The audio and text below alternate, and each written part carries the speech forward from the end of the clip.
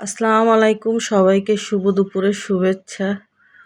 এই যে আজকে রান্না করতেছি মুরগির মাংস আলু দিয়ে ঝোল ঝোল রান্না করব। বাচ্চারা খাবে, ছেলেরা আবার মুরগির মাংস অনেক পছন্দ করে আলু দিয়ে ঝোল রান্না করলে। আর এদিকে আবার কচু রান্না করছি মার জন্য। মা আবার কচু আনছে কিনে, সেটা রান্না করছি। এক চুলায় আমি মাংস কষাচ্ছি, আর এক চুলায় আমি কচু রান্না করছি।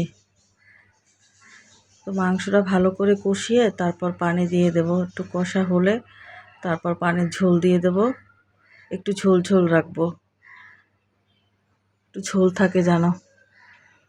যাই হোক, আর এক চুলায় কচু বসিয়ে দিয়েছি। কচুটা আমি আগে সেদ্ধ করে রাখছি, সেদ্ধ করে পানি ঝরিয়ে রাখছি, ঠিক আছে। আর কালি জিরা দিছি আগে, চিংড়ি মাছ পেঁয়াজ দিয়ে মশলাটা করে তারপর কচুটা রান্না করব।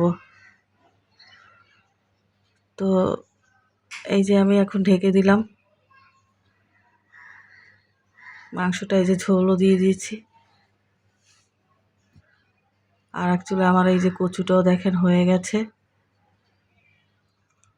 এই যে একদম টানিয়ে ফেলছি কচুটা, টানিয়ে একদম মানে শুকনো শুকনো করে ফেলছি। কচুটা খেতে অনেক মজা হয়, ভালো লাগে।